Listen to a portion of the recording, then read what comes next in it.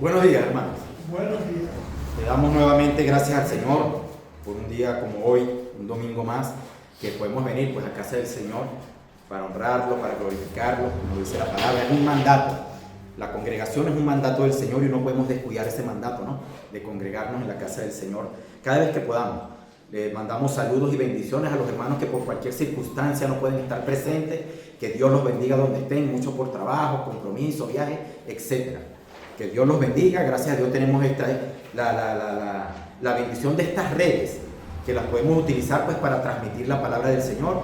Hoy pedimos disculpas porque el mensaje no lo podemos transmitir en vivo, pero lo vamos a grabar, lo vamos a pasar en diferido y será colgado posteriormente en las redes, ¿verdad? Le mandamos un saludo a nuestro pastor, que está de descanso, de vacaciones, que se lo merece. Y los hermanos que por cualquier circunstancia, enfermedad, cualquier problema por la que no puedan estar presentes, pues que Dios los bendiga donde estén, que Dios bendiga a todos los hermanos que se reúnen hoy en las distintas iglesias, en distintas partes del mundo, para honrar y glorificar al Señor. Le pido brevemente al hermano Eliseo una oración antes de comenzar este culto, que ponga esta mañana en las manos del Señor. Padre nuestro, gracias por el día, por los cuidados, por todo lo que tú nos das. Queremos que esta mañana seas tú el único que pueda recibir la honra y la gloria. Para eso estamos aquí, llenos de defectos, de problemas, y todo lo ponemos en tus manos porque eres tú el único, Señor. Y desde aquí queremos escuchar lo que es tu palabra, que a eso es lo que hemos venido, el alimento espiritual. Para ello, Señor, te damos las gracias porque tú has permitido que hoy esté yo aquí y los hermanos. Cualquiera de los que están han hecho un esfuerzo por estar aquí. El que no ha podido venir, tú sabrás el porqué. Y desde aquí, Señor, las bendiciones, porque eso es lo que pedimos, bendiciones de lo alto. En el nombre de Jesús, amén. Amén. Hermanos, la mañana de hoy vamos a abrir nuestras Biblias en la segunda epístola de Pedro. Segunda carta de Pedro, capítulo 1. Vamos a ver del capítulo 1, versículos del 5 al 11. Segunda epístola de Pedro, capítulo 1, versículos del 5 al 11. Esta carta fue escrita por el apóstol Pedro antes de su muerte. Él ya estaba muy cercano a su muerte. Incluso aquí en el mismo capítulo, en el versículo 14, dice: sabiendo que en breve debo abandonar el cuerpo, como nuestro Señor Jesucristo me ha declarado. Ya él sabía que estaba cercano a su muerte, y esta carta se convierte en una especie de testamento espiritual. La finalidad de esta carta, su propósito, es fortalecer al creyente para que mantenga viva su fe. Es para fortalecer al creyente en su fe y en el conocimiento del Señor Jesucristo. Nosotros como creyentes sabemos que la salvación es un regalo, es un don de Dios, es el favor inmerecido, es un regalo de Dios. Pero la fe también es un don, lo dice la palabra. La fe, estos son regalos que Dios nos da, ¿verdad? Y la Biblia nos revela que la fe auténtica es una fe viva, no es una fe inerte, no es un objeto, no es una cosa que tú recibes. Es una fe viva que te transforma, es una fe dinámica, que influye en tu ser y progresivamente te va transformando. Cuando tú demuestras un cambio en tus pensamientos, en tus acciones, en tu forma de obrar, es porque la fe está siendo efectiva en tu vida como cristiano. Una fe que no produce cambios es una fe muerta. ¿Y qué dice Santiago al respecto? Muéstrame tu fe sin obra y yo te mostraré mi fe por medio de mis obras. La fe genera cambio, genera acción en coherencia con el Evangelio. Eso lo tenemos que tener en cuenta, hermano. En esta segunda carta, en el capítulo 1, versículos 5 al 11, el apóstol Pedro nos ofrece una de las descripciones más claras y poderosas de lo que es vivir una fe viva y eficaz en nuestras vidas.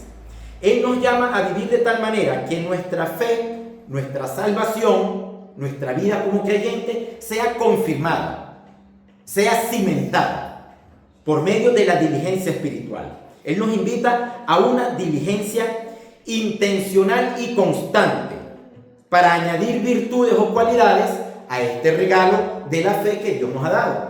Dios nos da ese regalo de la fe y nosotros debemos cultivarla, mantenerla, cuidarla.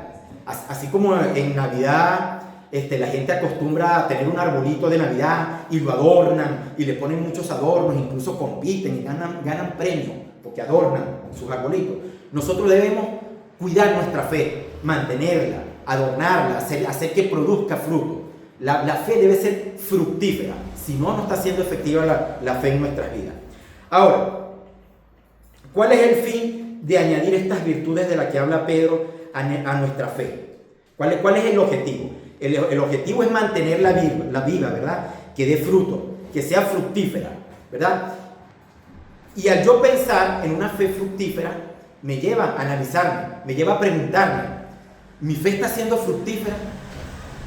¿He cambiado antes de ser cristiano y luego de ser cristiano? ¿Ha habido un cambio en mi vida realmente? ¿Estoy demostrando yo el carácter de Cristo en mi persona? Porque nosotros somos moldeados para ser semejantes a Cristo. ¿Yo estoy reflejando eso realmente? ¿Lo estamos reflejando? Hermano, en la mañana de hoy este mensaje tiene como nombre, le puse como nombre, un llamado a la diligencia espiritual, que es lo que hace Pedro en este capítulo 1, en esta segunda carta. Él nos llama a tener una diligencia espiritual. Ahorita vamos a estudiar bien esa frase. Vamos a estudiar 3 puntos importantes. Vamos a ver 3 puntos importantes de esta segunda epístola. El primero, el mandato ineludible de la diligencia. Nos manda a tener diligencia. Pero ¿por qué el esfuerzo indispensable en la vida del creyente? ¿Por qué debo yo tener esa diligencia? Segundo, la escalera de la virtud. Él nos muestra una secuencia progresiva de virtudes que debemos añadir, de cualidades que debemos añadir a esa fe, a ese regalo que Dios nos ha dado. Y tercero, la gloriosa consecuencia, el resultado positivo de yo desarrollar mi vida espiritual, mi fe. Pero también vamos a ver cuál es el resultado negativo si yo soy negligente en cuanto a mi vida espiritual, en cuanto al desarrollo y al cuidado de mi fe. Entonces comenzamos con el punto número 1, el mandato ineludible de la diligencia. En el versículo 5, repito, segunda epístola, capítulo 1, segunda epístola de Pedro, capítulo 1, versículo 5 al 11. Comenzamos con el 5. Vosotros también poniendo toda diligencia. Paramos ahí. Vosotros también poniendo toda diligencia. En el griego el original, recordemos que la mayor parte del Antiguo Testamento se escribió en hebreo y la mayor parte del Antiguo Testamento, el Nuevo Testamento en completo se escribió en griego. La palabra diligencia en griego se pronuncia spouden. Y esto tiene un significado mucho más rico. No es simplemente hacer una tarea, un trabajo. En griego esto implica urgencia, hacer algo sin demora en el momento presente. Implica esfuerzo, aplicar toda la energía, intensidad, pasión, vehemencia en esa tarea para lograr ese objetivo. Y compromiso total. Yo debo comprometerme totalmente con el compromiso de lograr este objetivo. Yo debo utilizar todos los recursos que tengo a la mano para yo desarrollar mi vida espiritual. Eso es lo primero que nos dice Pedro. Diligencia. Versículo 5. Vosotros también poniendo toda diligencia. ¿Qué nos está diciendo Pedro? Que no seamos pasivos. Que no nos quedemos sentados esperando que las cosas sucedan. Debemos actuar. Debemos tener iniciativa. Estudiar la palabra. Orar. Buscar a Dios. En los momentos que me siento solo. ¿Por qué me siento solo si Dios me promete que va a estar conmigo siempre? Debemos ser diligentes, hermano. Es como cuando un médico en un hospital llega a una emergencia, él tiene que poner todos los recursos para atender a ese paciente, porque si no el paciente se muere. Una persona que estudia, si quiere lograr su título, si quiere graduarse, tiene que tener diligencia, disciplina, dedicarse mañana, tarde, noche para lograr ese objetivo. Eso es lo que nos está pidiendo Pedro aquí, que seamos diligentes con esta tarea que Él nos está encomendando. Ahora, es importante que entendamos el propósito de esta diligencia. Esta diligencia, como repetí anteriormente, no es para ganar la salvación, porque nosotros somos salvos porque Dios nos ha dado ese regalo. Y el precio de esa salvación fue la sangre de Cristo en la cruz. Ya Cristo pagó por esa salvación. Cristo murió en la cruz por nosotros, por el perdón. Y Dios nos da ese regalo de la salvación. Entonces, ¿por qué debemos ser diligentes en cuanto a nuestro desarrollo espiritual, en cuanto a nuestra fe? Primero, porque tenemos que ser agradecidos con el Señor. Tenemos que ser agradecidos con aquel que nos amó primero. Estando nosotros muertos en delitos y pecados, Él nos amó y nos llamó y nos recibe y está con nosotros. Entonces, a manera de agradecimiento, yo debo ser diligente con mi fe y con mi vida espiritual. No puedo tener descuido en mi vida espiritual.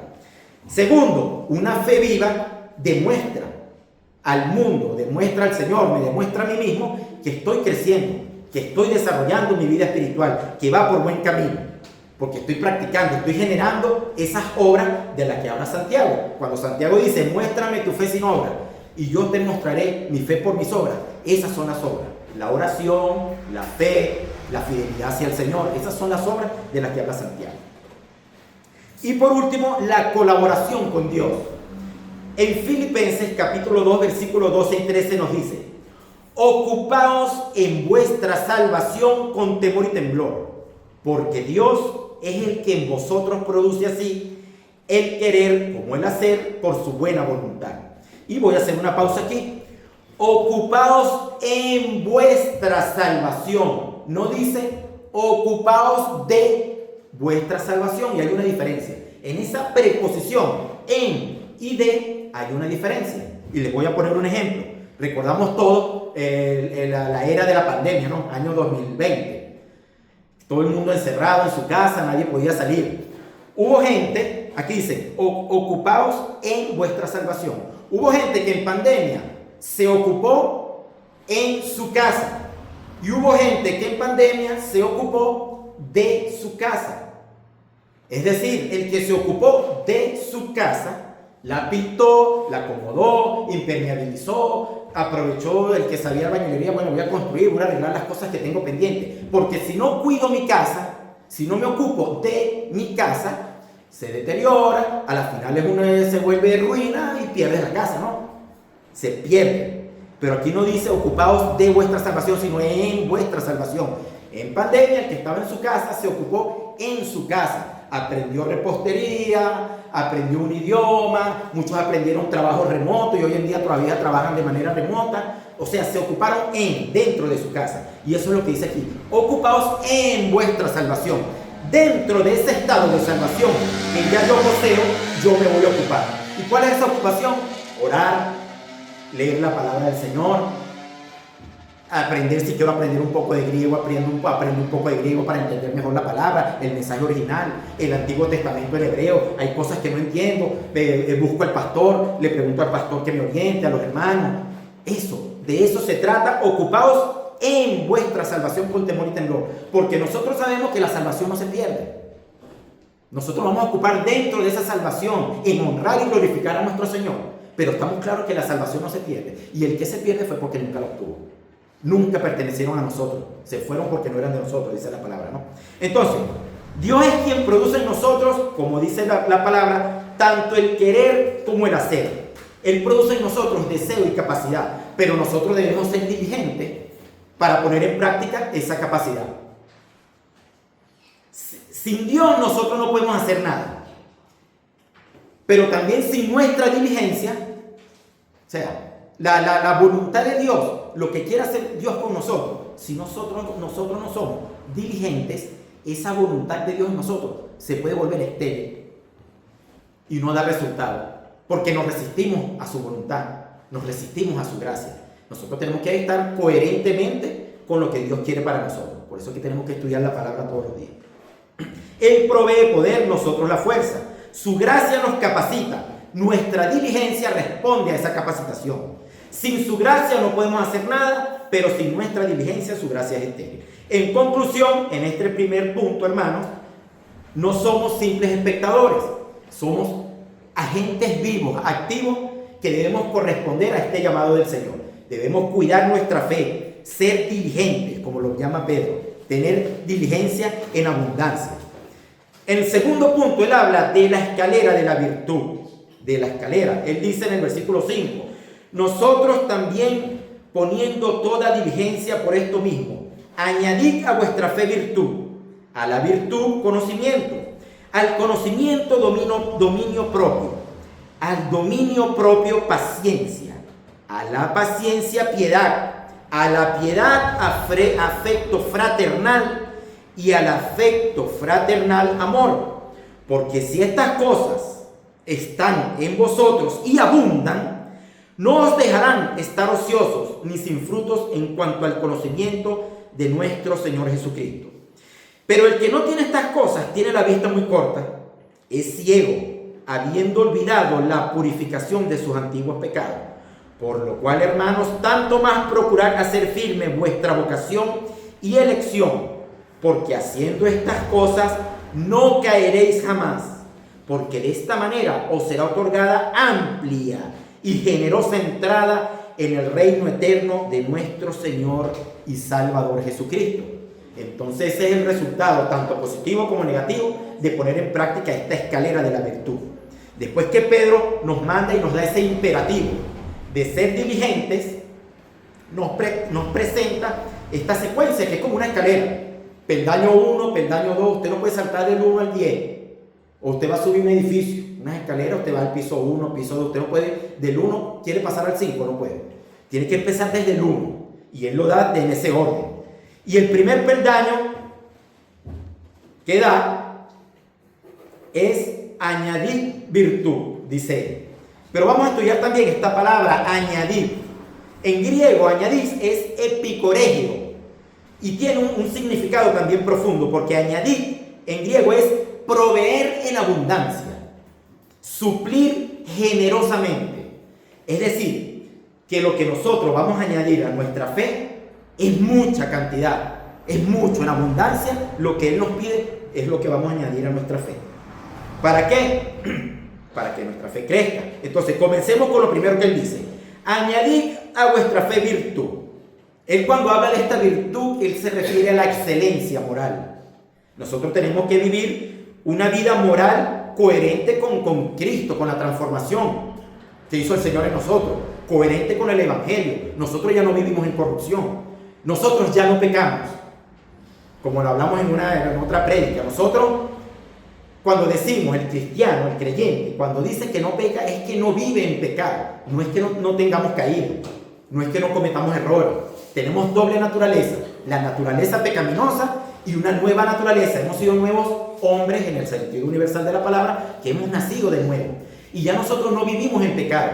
Ya no amamos el adulterio, ya no amamos la pornografía, el chisme, la codicia, la avaricia, el alcohol, tantas cosas. Ya nosotros, el estilo de vida de nosotros, el modus vivendi de nosotros, ya no es ese.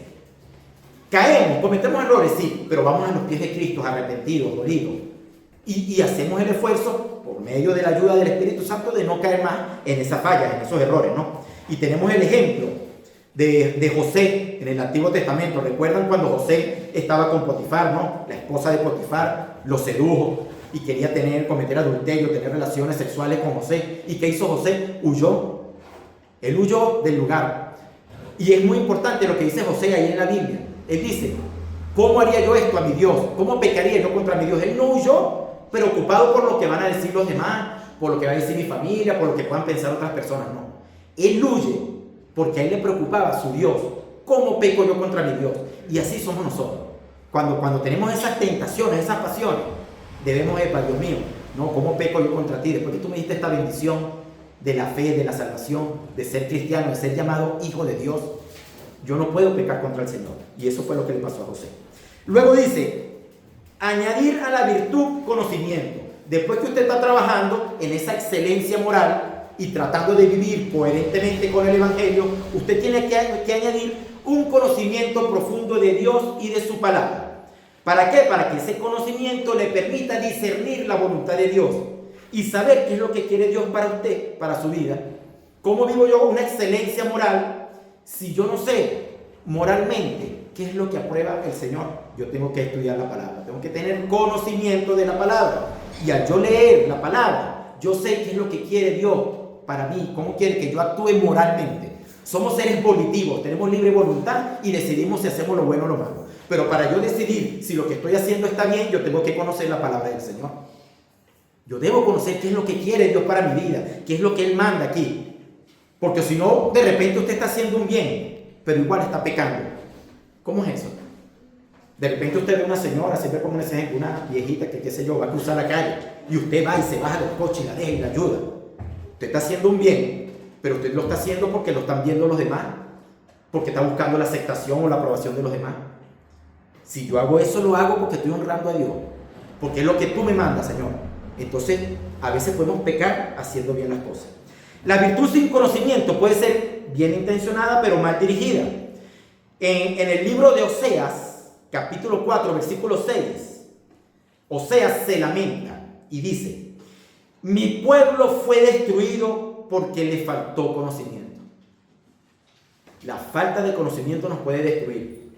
Entonces tenemos que estudiar, hermanos, la palabra del Señor hay que estudiarla todos los días. Orar, en el momento que usted no pueda, no me dio tiempo de leer la Biblia, ore y mantenga esa comunión con el Señor en el trabajo, en el coche, en la calle, donde usted esté. 24 horas del día hay que mantener la comunión con el Señor. Luego dice: al conocimiento añadir dominio propio. El conocimiento sin autodisciplina es inútil también. Es como que usted conozca la voluntad de Dios. Es como que Dios le haya revelado a usted la voluntad, el plan de pie a cabeza que Él tiene para su vida. Pero si usted no tiene dominio propio, usted se puede resistir a la voluntad del Señor. El dominio propio es dominar esas pasiones, esos deseos. ¿Qué dijo Cristo? El que quiera seguirme, niéguese a sí mismo para que me pueda seguir. ¿Qué significa negarse a sí mismo? Yo niego mis deseos, niego mis pasiones, niego lo que yo quiero, mis planes, y pongo todo en manos del Señor, y que sea el Señor el que me guíe. Que me guíe por el camino que Él quiere guiarme, no el que yo quiera. Porque si no, yo me resisto a su voluntad. Y para yo conocer su voluntad, tengo que estar en oración y tener dominio propio de todas estas pasiones que las tenemos. Porque somos carne y espíritu. Y en nuestra carne mora el pecado. La carne es pecaminosa. Pero nosotros hemos nacido de nuevo, diferente a la gente que está allá afuera. Nosotros hemos tenido una nueva vida en Cristo. Y para eso necesitamos dominio propio. Luego dice: al dominio propio, paciencia. Trabaja en su excelencia moral, ¿verdad? Trabaja en el conocimiento de la palabra del Señor. Trato de desarrollar por medio de la fuerza del Espíritu Santo, por medio de la oración, el dominio propio.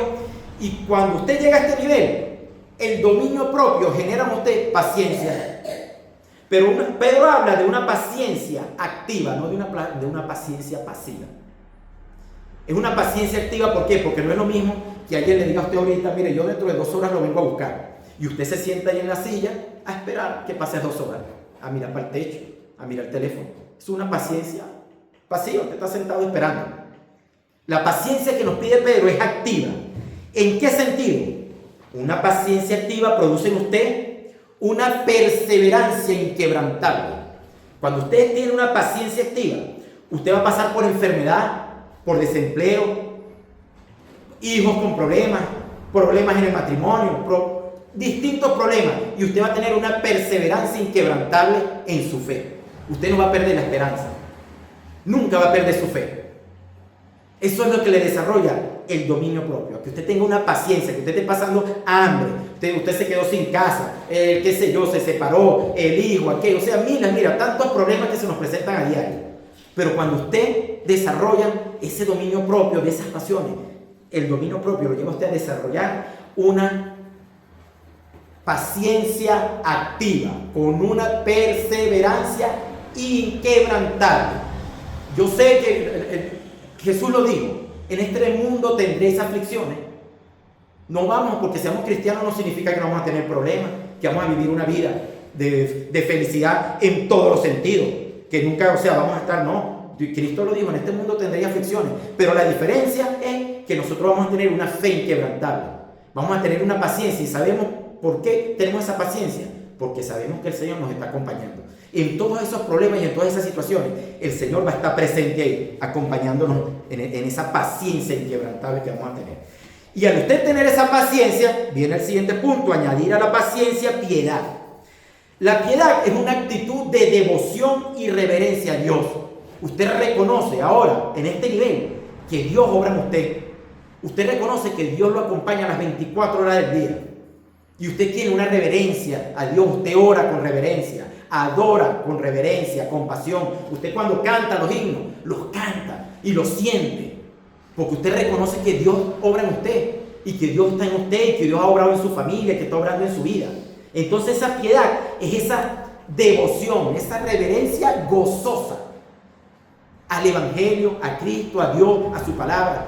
Esa es la piedad que desarrollamos nosotros. Luego, a esa piedad dice añadir afecto fraternal. El griego es Filadelfia. Hay una ciudad en Estados Unidos, los que han viajado, Filadelfia, lo han visto en televisión. Hay una película, Filadelfia. Filadelfia significa afecto fraternal. Pero ¿a cuál afecto fraternal se refiere Pedro en esta carta? Él se refiere al afecto fraternal en la iglesia, entre los hermanos. Cuando usted llega a este nivel, usted empieza a ver a los creyentes como hermanos, como familia. Y por eso es que no decimos el hermano, la hermana. Pero en el sentido verdadero, usted siente que son hermanos suyos, que son familia suya. Ese es el afecto fraternal que desarrollamos nosotros. El afecto fraternal viene siendo como el pegamento que mantiene unido a los miembros de la iglesia. El afecto fraternal. Entiendo a mi hermano y lo acepto con sus virtudes y con sus defectos. Le perdono sus faltas. Hay hermanos que han tenido conflictos. Yo aprendo a perdonar a mi hermano, pero a perdonar de verdad. No a decir como las personas allá afuera, perdono pero no olvido. No se engañe, eso es mentira. Usted perdona y olvida a su hermano, porque usted sabe que es un hermano en Cristo y usted sabe que ese hermano tiene fallas, como las tenemos todos.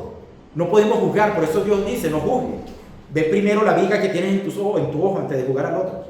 Porque no podemos juzgar, porque todos tenemos el pecado que mora en nosotros y todos cometemos errores y tenemos fallas. Entonces tenemos que aprender a perdonar y a ver a nuestros hermanos como una familia que somos en la iglesia.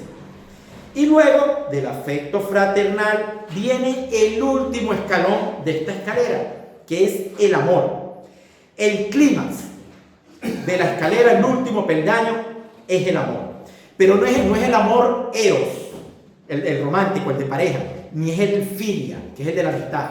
Es el amor que practicó Dios, Jesucristo, con nosotros. Y el pastor ha hablado mucho de eso. Ágape, el amor agape, que es el amor desinteresado. Es el amor de dar tu vida por el otro. Y eso es el amor abnegado y sacrificial que demostró Cristo en la cruz por nosotros. La idea es que nosotros, a medida que vayamos siendo transformados y vayamos añadiendo todas estas virtudes a nuestra fe, logremos llegar a este punto, a nosotros a desarrollar un amor ágape, un amor donde nosotros nos sacrifiquemos por lo demás. Y luego que nosotros desarrollamos este amor, esta Filadelfia, ese amor fraternal se expande, y ya el amor que usted siente no es un amor solo por los hermanos de la iglesia, sino también por las personas que están afuera. Usted empieza a desarrollar amor, empatía y compasión por las personas que están afuera si no sean creyentes. Ya usted los ve y usted dice, mira, esta persona puede necesitar de mí, puedo hablarle del Evangelio, puedo hablarle de Dios. ¿Y cuántas personas no han llegado a los pies de Cristo por otra persona que se ha acercado a una persona que jamás en su vida fue creyente y le ha dicho, mira, y le ha hablado de la palabra?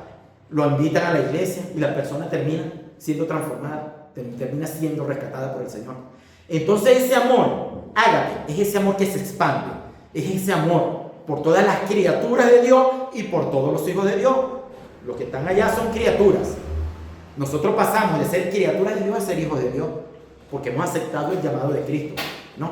Entonces ahora nosotros podemos ser llamados hijos de Dios. Entonces, al nosotros desarrollar este conjunto de virtudes, esta escalera de la virtud, esto genera en nosotros unas consecuencias positivas y unas negativas. En el versículo 8 dice, porque si estas cosas están en vosotros y abundan bastante, no os dejarán estar ociosos ni sin fruto. ¿En cuanto a qué? Al conocimiento del Señor Jesucristo. Entonces la primera consecuencia positiva y una de las más grandes que nos ofrece esto es que vamos a conocer íntimamente al Señor Jesucristo. Vamos a estar en contacto con Él todos los días de manera íntima. Vamos a conocer su voluntad.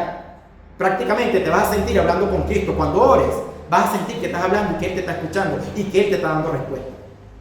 Por eso tiene que trabajarse, hermano. Es algo que se trabaja. No podemos ser descuidados, perezosos espirituales. Tenemos que ser diligentes espiritualmente, ¿verdad? Ahora, Esto también produce resultados negativos. El versículo 9, mira lo que dice el versículo 9. Pero el que no tiene estas cosas, tiene la vista muy corta, es ciego, habiendo olvidado la purificación de sus antiguos pecados. Es decir, cae en ceguera espiritual. No entiende cuál es la voluntad de Dios. No entiendo por qué me pasa esto a mí, por qué a mí, Señor. Oro, no veo respuesta, no veo ni siento ninguna respuesta por parte del Señor cuando oro. O sea, vivo la vida a mi manera, me meto en cualquier cosa sin orar, sin pensar, tomo decisiones a la primera, abruptamente tomo las decisiones sin pensar, sin consultar. Dios mío, ¿será que hago esto? ¿No lo hago? Tengo una ceguera espiritual. Esa es la consecuencia de no ser diligente en el cuidado de mi fe, en el cuidado de mi vida cristiana. Yo tengo que ser diligente porque si no empiezan a pasar cosas y le echamos la culpa a Dios. O dicen, hay un dicho venezolano, no sé si aquí se escucha, la gente dice, estoy salado. Salado es que tiene mala suerte. Nosotros los cristianos no creemos en suerte. Para nosotros eso no existe. Para nosotros existe la voluntad de Dios y Dios lo controla todo. Lo que nos pasa a nosotros, Dios lo tiene bajo control.